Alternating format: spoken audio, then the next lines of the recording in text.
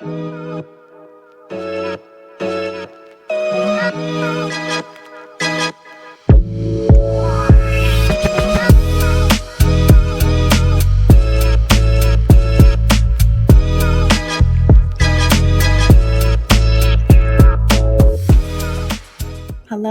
and welcome to PS10 Radio. This is your host, Angelon, and today is an episode of Self-Care.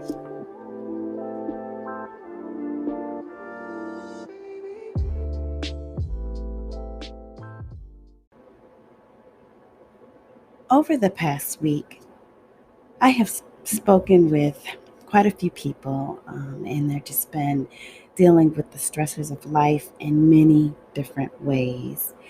But it never fails when you have a rough week. That's when you just feel the most stressed out, the most disorganized.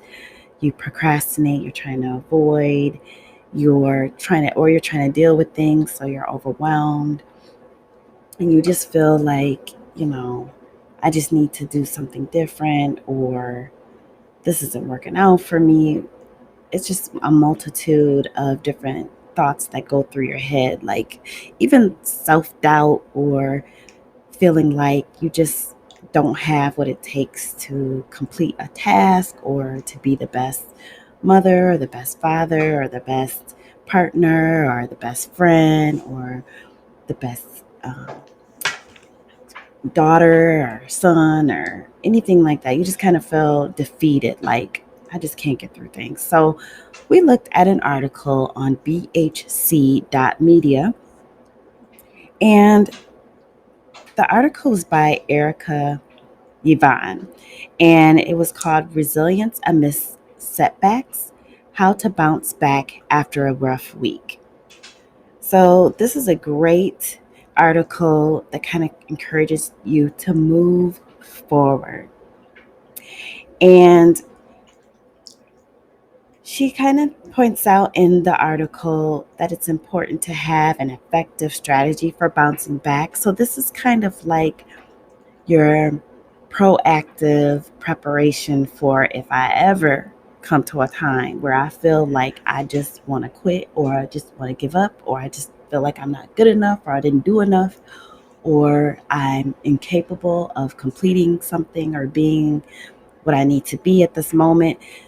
This is your go-to kind of plan strategy that you can go to and say, you know what, let me try one of these things before I go that route, because it's easy to do.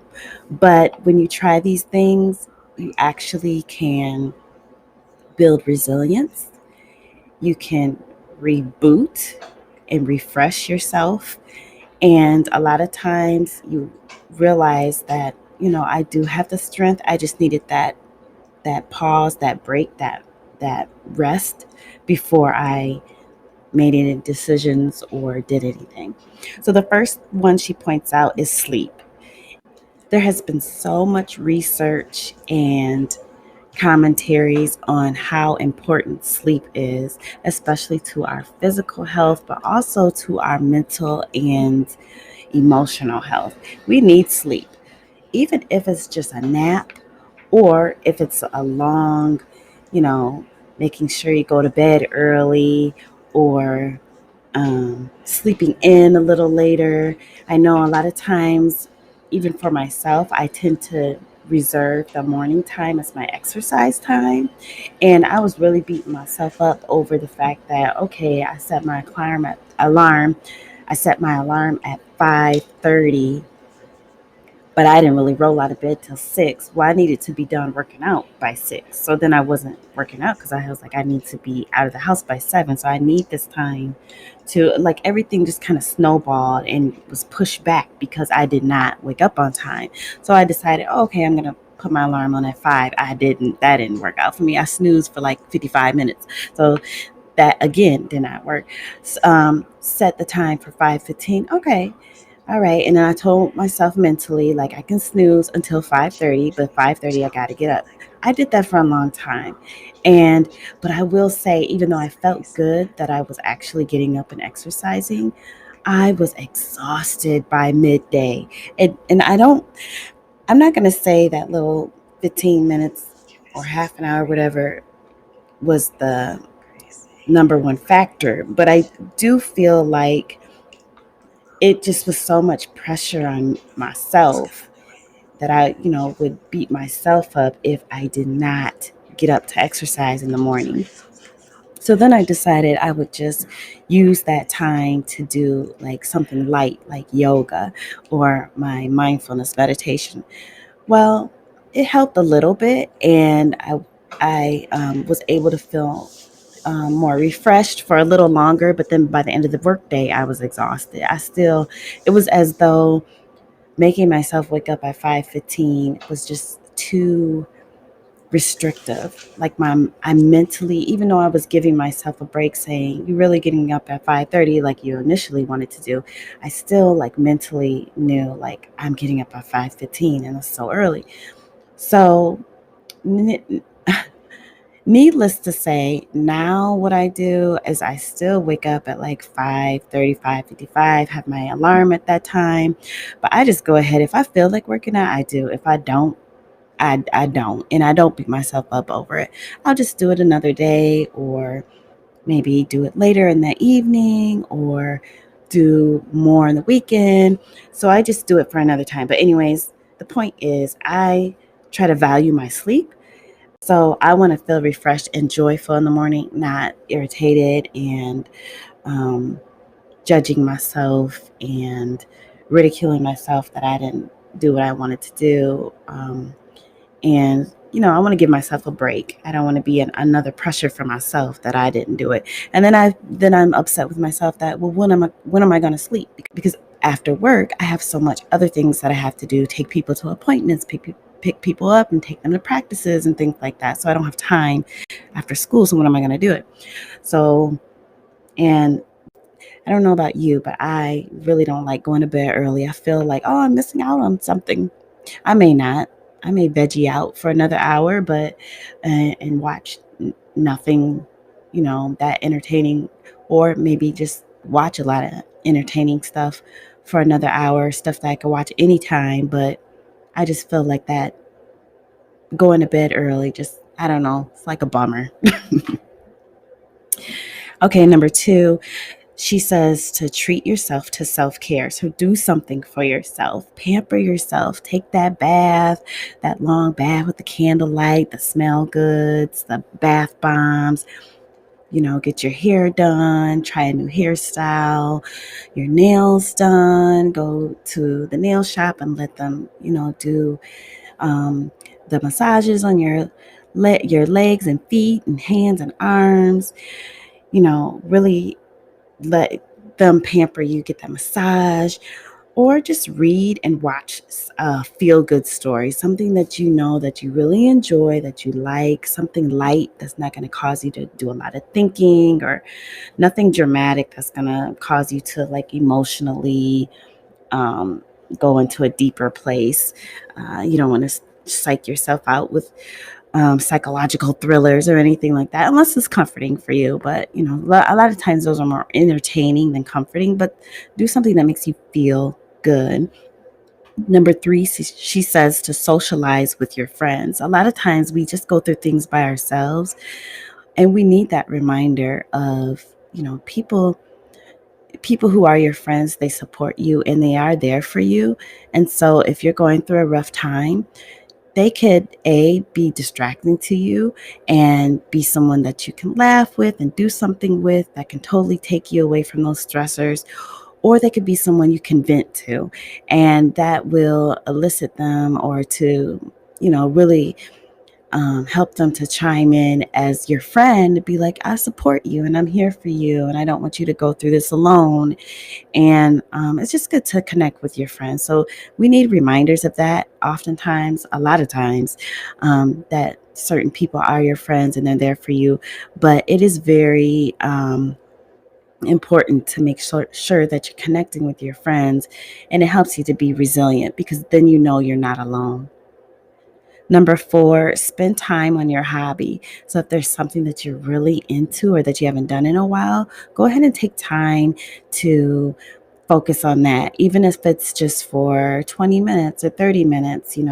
I know I have heard of, like, sometimes my friends talking about maybe crocheting or knitting or something like that, and how soothing and relaxing that is. I mean, I've seen people bring that stuff to meetings when we were doing in-person meetings, and I would see different colleagues. They would have like their little bags and have this yarn, and while the speaker is speaking, instead of writing or anything like that, they looked like they weren't paying attention. But from what I'm hearing, especially someone who needs to kind of like multitask or who's really fidgety, that's really helpful to help them to focus on what they're listening to by doing something with their hands and keeping their hands busy.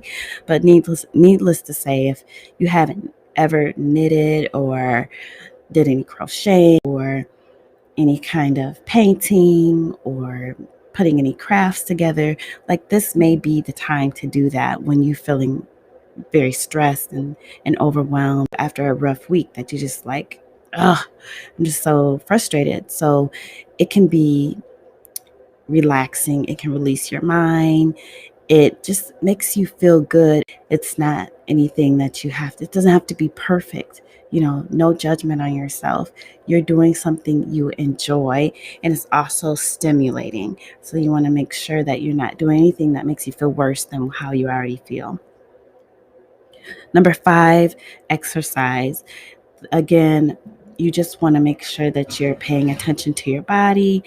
So do your favorite exercise. Don't try something new or something that's very strenuous to you, that doesn't make you feel good afterwards, or that takes a lot out of you.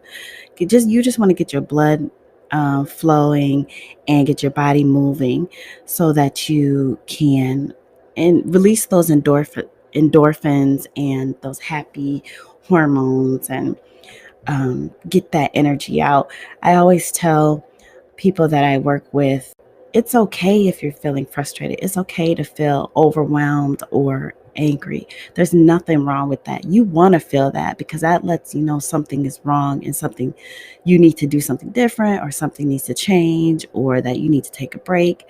It's okay. It's a sign for you.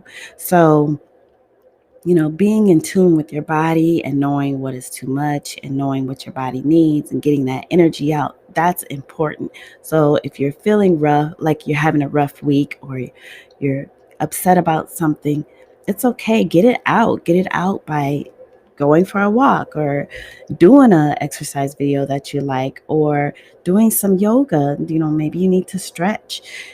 Just make sure that you're paying attention to your sensations in your body and what you're feeling. Number 6 was remind yourself of why you love to do what you do. So especially if, you're having a rough week, not just personally like at home, but why you're doing the job that you're doing, whether it be a clerk, or being a customer service rep, or being a frontline worker, or doing any kind of entrepreneur work. Why do you do it? Like, what is your why? And kind of get back to that. And if you're doing something that is totally not something that you want to do, get into maybe, what is my why, and how can I make the goals to reach the career that I want to actually do, and would that make me happy, and why? And reflect on that. Maybe even talk to somebody about it, or interview somebody that's doing what you want to do, to get a good indication of if you want to go in that direction. And number 7, make resilience a part of your life. Accept it for what it is. Like I said, it's okay to be mad. It's okay to have a rough week. It's okay to be overwhelmed, because that just lets you know that you're doing too much. If you don't realize that mentally, you are going to feel it emotionally when you're like crying and you're like, I don't know why I'm crying. Well, because you may be overwhelmed. You may be doing too much. Maybe too much is going on. Maybe you're having your hands in too many pots. Maybe you're juggling too many roles and responsibilities. Maybe you need to delegate. Maybe you need to let something go. Maybe you need to actually focus on one thing. Don't necessarily look at it as a negative thing.